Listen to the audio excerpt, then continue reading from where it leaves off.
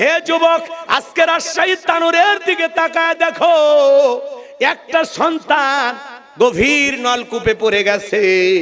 দুঃখিনী মা অঝরে চোখের পানি ছেড়ে দিয়া কান্না করতেছে। মারা হাজারিতে আর্তনাতে আকাশ বাতাস ভারী হয়ে গেছে। সেখানে যে মেশিনগুলো যন্ত্রগুলো সেট করা হচ্ছে, সেখান থেকে আওয়াজ আসতেছে, ওই সন্তানটা ওই গভীর নলকূপে পড়ে মা মা বলে চিৎকার মারতেছে। আজকে সেই সন্তানটাকে ফায়ার সার্ভিসের লোকেরা দীর্ঘ 32 ঘন্টা অভিযান চালাইয়া দীর্ঘ সময় সারা দেশের মানুষ মনে হয় থমকে ছিল। এই রাজশাহী তানোরে গভীর নলকূপের পাইপে পড়া সেই শিশুটি হাসপাতালে নেওয়ার সময় আমার ভাইয়েরা পথের মধ্যে মৃত্যুবরণ করেছেন। হাসপাতালে নেওয়ার পরে চিকিৎসক তাকে মৃত ঘোষণা করেছেন। আবার অনেকে বলতেছেন এখনো জীবিত আছে। আল্লাহর কাছে কি বলবো বাজান, একটা সন্তান মা হারাইয়া পাগল পারা হয়ে গেছে। একটা সন্তান গভীর নলকূপে পড়ে দুনিয়ার জমিন থেকে বিদায় হয়ে গেল। মা বলতেছে আমার সাথে হেঁটে আসতেছিল, হঠাৎ করে পাইপের ভিতরে পড়ে গেছে। সন্তানটাকে হারিয়ে আসমা পাগল হয়ে গেল। 32 ঘন্টা একটা বাচ্চা বাজান গভীর নলকূপে পড়ে গেছে। সেখানে যদি সে বেঁচে থাকে, এটা আল্লাহর সাহায্য। ইউসুফ আলাইহিস সালামকে এরকম কূপে ফেলানো হয়েছে, আল্লাহ তাআলা জিবরাইলের মাধ্যমে তাকে কূপে থাকার ব্যবস্থা করে দিয়েছিলেন। বাজার আজকে সন্তানটা যদি বেঁচে যায়, এটা আল্লাহর পরম দয়া পরম মায়া। আর যদি সন্তানটা মারা যায়, কিছু করার নাই। এই সন্তান যিনি হারিয়েছেন যে মা, আল্লাহ যেন তাকে ধৈর্য ধারণ করার তৌফিক দান করেন। আল্লাহ যেন তার পরিবারের শান্তি ফিরিয়ে দেন, সবরে জামিল দান করেন। আর যদি সন্তানটা দুনিয়ার জমিন থেকে বিদায় নিয়ে চলে যায়, ওই সন্তান যেন কিয়ামতের ময়দানে পিতামাতার জন্য নাজাতের ওসিলা হিসাবে আল্লাহ কবুল করেন। জোরে বলেন আমিন। এ বাজান, ছোট্ট একটা সন্তান এভাবে দুনিয়ার থেকে বিদায় নিয়ে চলে গেল। একদিন আপনাকে আমাকে যাওয়া লাগবে। এই জন্য যুবকেরা বলতে চাই, ওই মা সন্তান হারায়া পাগল পারা হয়ে যায়। এই জন্য আজকে পৃথিবীর জমিনে তুমি আমি কিছুই বুঝতে পারতেছি না, কিন্তু একটা মা সন্তানের জন্য কি পরিমাণে কষ্ট করে, কি পরিমাণে যাতনা সহ্য করে। আজকে শ্বশুর বাড়ি পাইয়া পাগল হয়ে যায় না, আজকে বিয়ের পরে শ্বশুর শাশুড়ি হয়ে যায়, আব্বা আম্মা আর মা বাবা হয়ে যায় বুড়া বুড়ি। এই কথা কন নাকি আপনারা? শ্বশুর হয় আব্বা, ছোটবেলায় মাদ্রাসায় পড়ছে, ওই খাগা মাদ্রাসায় গুন্না মুখস্থ। কথা কন নাকি আপনারা? শ্বশুর দেখা হলে কয় আব্বা কেমন আছেন, আব্বা কি খেয়েছেন। শ্বশুর কয় মারাত্মক জামাই পাইছি। ছোটবেলায় মাদ্রাসায় পড়েছে, খাগা মাদ্রাসায়, কলকলা সব হরফ মুখস্থ। কথা বলে না কেন? শ্বশুর হয়ে যায় আব্বা আম্মা আর মা বাবা হয়ে যায় বুড়া বুড়ি। তোর কপাল চাপতি আর গুড়ি, মরার পরে ফেরেশতারা বাইরা ফুটা করবে ভুরি, জাহান্নামে হবে তোর বসত বাড়ি। এই কপাল পোড়া। পিতা মাতা 22 বছর 25 বছর লালন পালন করতে গিয়ে ওইরকম 10টা 20টা পালসারের টাকা তোর পেছনে খরচ করছে। এ বেঈমান, ভুলে গেলি? স্বার্থপর। কথা বলেন না কেন? মা বাবার ঋণ কোনোদিন শোধ করা যাবে? পৃথিবীর কোন সন্তান পারবে? জোরে বলেন পারবে? আমি কি একটু বলবো? কষ্ট পাবেন না? রক্তে ভাসিয়া যাত নাই কাদিয়া আনলে মাগো আমায় এই দুনিয়ায়, তোমার ঋণ আমি কি দিয়ে শোধাই মাগো, তোমার ঋণ আমি কি দিয়ে শোধাই। দেখেছি পৃথিবীতে প্রথম মায়ের মুখ, পেয়েছি ভালোবাসায় পূর্ণ মায়ের বুক। বলতে পারি না কথা, মা বোঝে আমার ব্যথা, তাই তো রেখেছো মা বুকেতে জড়াই, তোমার ঋণ আমি কি দিয়ে শোধাই। কখনো গভীর রাতে উঠলে আমি কেঁদে, বুকে মা শক্ত করে রাখতো আমায় বেঁধে। তোমার এই দুধের দাম কে দেবে প্রতিদান, এই দুনিয়ায় মাগো আজও মেলে নাই, তোমার ঋণ আমি কি দিয়ে শোধাই মাগো, তোমার ঋণ আমি কি দিয়ে শোধাই। বিদেশে সন্তানের যদি বিপদ হয়, দুঃখিনী মায়ের অন্তর খুব কান্দা পায়। কোথায় আছো মাওলায় আমার, খুলে দাও দয়ার দুয়ার, আদরের মানিক আমি বুকে ফিরে চাই। তোমার ঋণ আমি কি দিয়ে শোধাই মাগো, তোমার ঋণ আমি কি দিয়ে শোধা। একটু জোরে কন্যা মারহাবা। কষ্ট পাইছেন? ওই রাজশাহীর মাটা জানে, সন্তানটা মাত্র 2 বছর বয়স, ছোট্ট শিশু, আজকে ছেলেটা মারা গেল। এই সাজিদার বেঁচে নাই, ছোট্ট ছেলেটাকে হারায় আজকে মা পাগল। এরকম কত সন্তান দুনিয়া থেকে বিদায় হয়, ওই মা তার কলিজে একটা দাগ লেগে থাকে। মা কোনোদিন ওই সন্তানের কথা ভুলতে পারে না। কথা বলে ঠিক কিনা? পিতা মাতার খেদমত নিয়ে যদি কয়েকটা মিনিট কথা বলি, আপনারা কি খুব বেশি বিরক্ত হবেন? আজকে প্রত্যেকটা ফ্যামিলিতে 95% পরিবারে মা বাবা অবহেলার শিকার, লাঞ্ছনা গঞ্চনার শিকার। মুখ ফুটে কারো কাছে বলতে পারে। এই জন্য আমাদের পারিবারিক জীবন নিয়ে, আমাদের মা বাবার খেদমত নিয়ে যদি কয়েকটা মিনিট বলি, বাজান কষ্ট পাবেন? আপনারা কি অনুমতি দিলেন? কষ্ট হচ্ছে আপনাদের? সবার একটু জানার দরকার নাই? একটা তাকবীর দেন, লিল্লাহে তাকবীর। আমার ভাইয়েরা একটু ধৈর্য নিয়ে বসেন বাজান, অনুরোধের ভাষায় বলে যায়। আমি যে কথা বলতে চাচ্ছিলাম, আল্লাহ রাব্বুল আলামিন বলেন, ওয়াসাইনাল ইনসানা বিওয়ালিদাইহি হামালাতুহু উম্মুহু ওয়াহানান আলা ওয়াহনি ওয়া ফিসালুহু ফি আমাইনি আনিশকুরু লি ওয়া লিওয়ালিদাইক ইলাইয়াল মাসির। আমি আল্লাহ তাআলা মানুষকে আদেশ দিয়েছি তারা যেন মাতা পিতার সাথে সদাচরণ করে, উত্তম ব্যবহার করে। কারণ হলো তার মা কষ্টের পর কষ্ট সহ্য করেছেন গর্ভ ধারণ করতে গিয়ে। একটা মায়ের সন্তানকে পেটে রাখতে কতটা কষ্ট হয় বাজার। বর্তমান বিশ্বের ডাক্তার গবেষণা করে বলতেছে, মা যখন সন্তানটাকে গর্ভ ধারণ করে 3-4 মাস মা খাইতে পারে না, মার বমি বমি ভাব হয়, খাবারের রুচিটা নষ্ট হয়ে যায়। এ বাজান, এরপরে সন্তানটা যখন গোস্তের টুকরায় পরিণত হয়ে যায়, আস্তে আস্তে আকার আকৃতি হয়ে যায়। আপনি আমি মায়ের গর্ভেতে যেই জায়গাটাতে ছিলাম, এই জায়গাটা হলো মাত্র 10 ইঞ্চি। এই 10 ইঞ্চি জায়গার ভিতরে আল্লাহ তাআলা আপনাকে আমাকে রেখে দিয়েছিলেন। গভীর মনোযোগ দিয়ে কথাগুলো শুনবেন।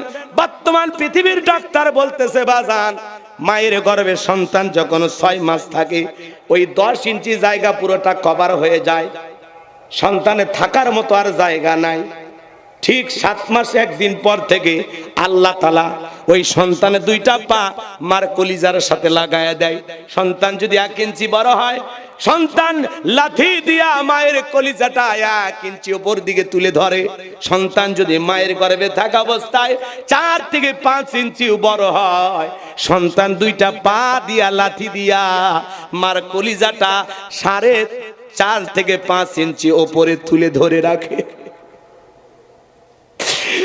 ডাক্তারি গবেষণায় বলা হয়েছে বাজান, কোন সন্তান যদি সবচাইতে কম নাড়াচাড়া করে থাকে মায়ের গর্ভে থাকা অবস্থায়, ওই সন্তান মায়ের গর্ভে থাকা অবস্থায় 4,500 বার মায়ের পেটে লাথি মারে, মার কলিজায় লাথি মারে। আমি হুজুরও মারছি, আপনিও মারছেন। সিরাজগঞ্জের মুসলমানেরা সন্তান যখন আস্তে আস্তে এতটা বড় হয়ে যায়, ডেলিভারির সময়টা যখন চলে আসে, 9-10 মাস যখন হয়ে যায়, মার পেটটা যখন তরমুজের মতো বড় হয়ে যায়, মা রাতের বেলায় ঘুমাইতে পারে না। ডান দিকে রাখলে কষ্ট হয়, বাম দিকে রাখলেও কষ্ট হয়।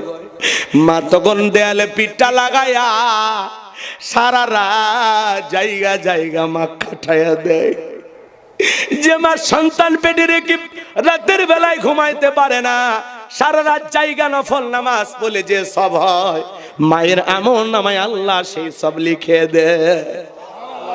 মা যখন বিদায় নিয়ে বাবার বাড়িতে চলে যাবে, গভীর নিশীথে বাবার দুইটা পা জড়ায় কান্দে। মায়ের চোখের পানিতে বাবার যখন ঘুম ভেঙে যায়, ডেকে বলে, কি ব্যাপার বিবি, এত রাত্রিতে কেন আমার পা ধরে কান্না করো? স্ত্রী তখন ডেকে বলে, স্বামী দীর্ঘদিন আপনার সংসার করলাম, ভুল বেয়াদবি মাফ করে দিবেন। আমার বড় ভয় লাগে, জীবনের প্রথম মা হতে যাচ্ছি, কত বই গেলা সন্তান ডেলিভারি করতে গিয়ে মারা যায়। ও মা বোনেরা শুনে যান, মা কোন মহিলা যদি সন্তান জন্ম দিতে গিয়ে মারা যায়, আল্লাহ তাআলা সেই নারীকে শহীদের মর্যাদা দান করবেন, বলুন সুবহানাল্লাহ। আমার ভাইয়েরা, মা তখন ডেকে বলে, স্বামী এই নাও সংসারের চাবি বুঝায়া দিলাম, বেঁচে থাকলে আবারও দেখা হবে, আপনার এই অভাগী স্ত্রীর বেয়াদবি গুলো মাফ করে দেন। এই কথা বলে মা দাইমার ঘরে যায়, চলে যায়। প্রসবের যাতনায় ব্যথায় কি যে কষ্ট, কি যে যাতনা, এই ব্যথা দুনিয়ার মা ছাড়া কেউ বুঝবে না। যেদিন সন্তান দুনিয়াতে ভূমিষ্ঠ হবে, ওই দিন সন্তান সবচাইতে বড় তিনটা লাথি মাকে মারে। কয়টা লাথি? এই লাথি তিনটা হলো সবচাইতে বড় লাথি।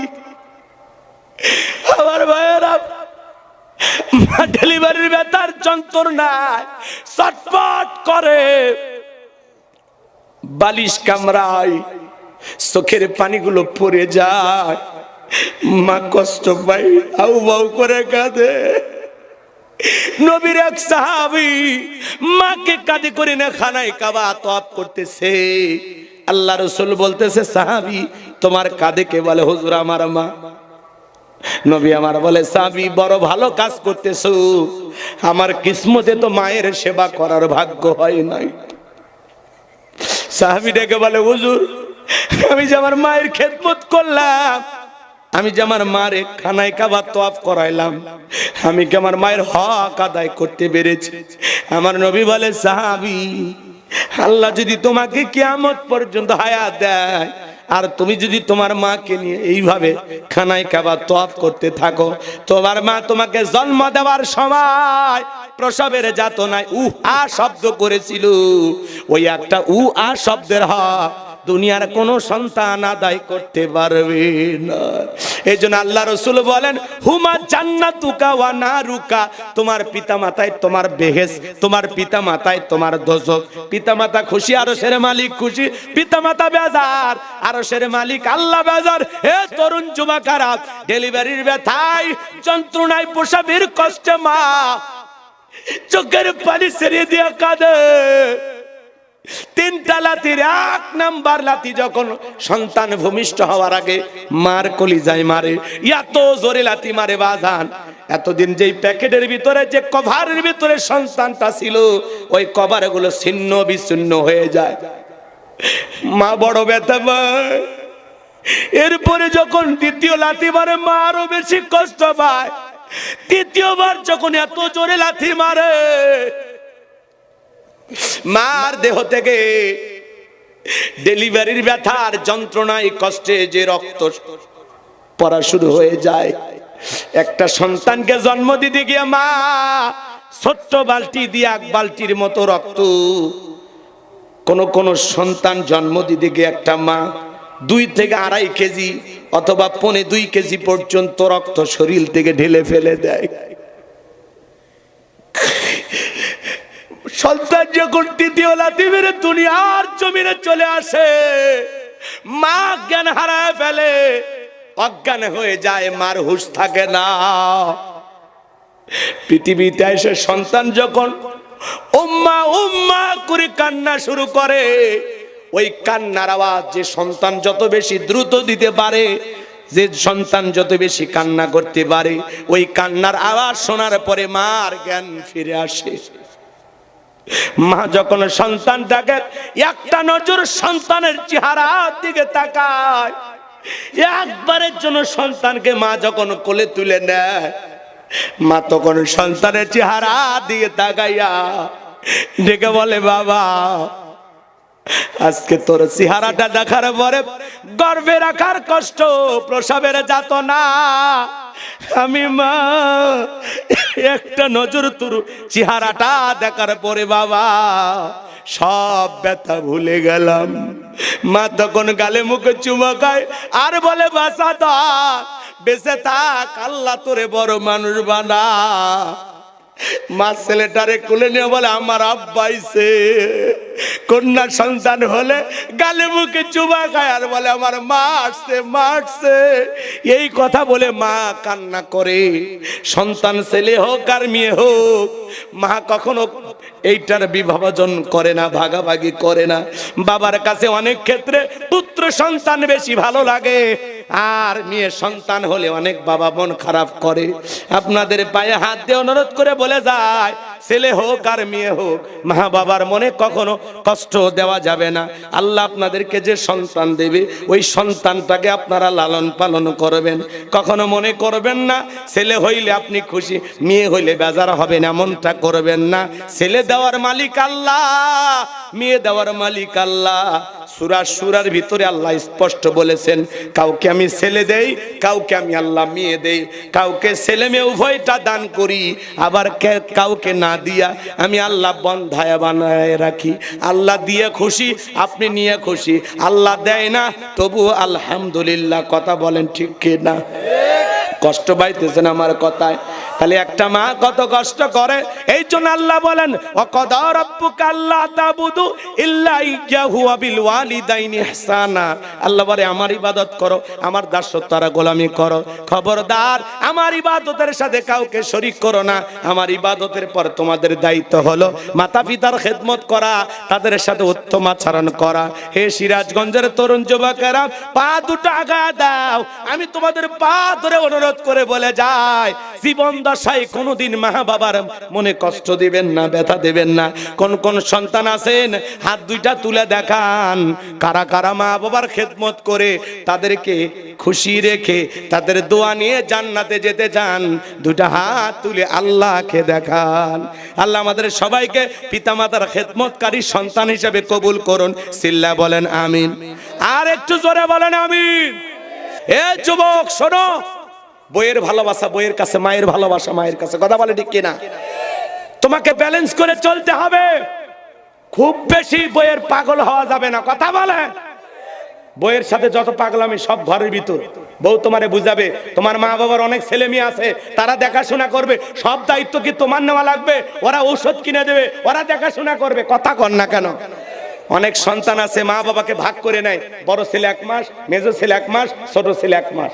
1 মাস খাওয়া হয়ে গেলে অনেক সন্তান বলে না, আব্বা আমার 1 মাস শেষ, বড় ভাইয়ের ঘরে যাও। খবরদার এই কথা বলবেন না।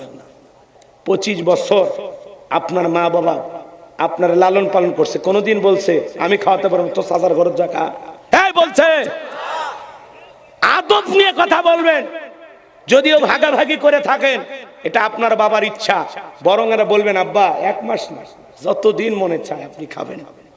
আপনি আমার বটবৃক্ষ, আপনি আমার গাছ, আপনি আমার রহমত বরকতের ভান্ডারের চাবি। কথা কোন ঠিক কিনা? শোনেন, একটা শিক্ষিত লোকের গল্প পড়েছিলাম। বাড়িতে অনেক ভিআইপি খাবার, তেহেরি নিহের বিরিয়ানি রোজ, সেই ভিআইপি খাওয়া। ভাঙ্গা একটা প্লেটে কিছু একটু খাবার দিয়ে ছোট্ট বাচ্চাকে বলতেছে, বাবা এটা তোর দাদু ভাইকে দিয়ে। এখনকার বাচ্চারা তো কম্পিউটার, জন্ম নিয়ে নাসা বিজ্ঞানী ফেল। কথা কয় না কেন?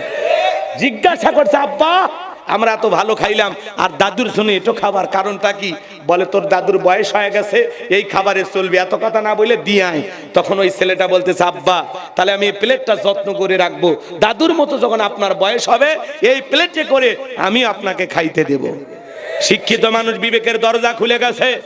ভাঙ্গা প্লেটের খাবার ফেলে দিয়ে বলে, বাবা কলেজ বিশ্ববিদ্যালয়ে যা শিখতে পারি নাই, আজকে তোর কাছ থেকে সেই শিক্ষা নিলাম।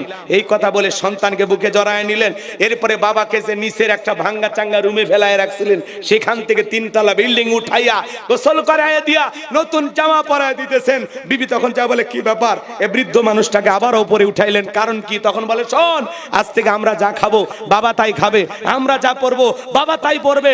আজ থেকে বাবার সাথে কোনো বাড়াবাড়ি করা যাবে না।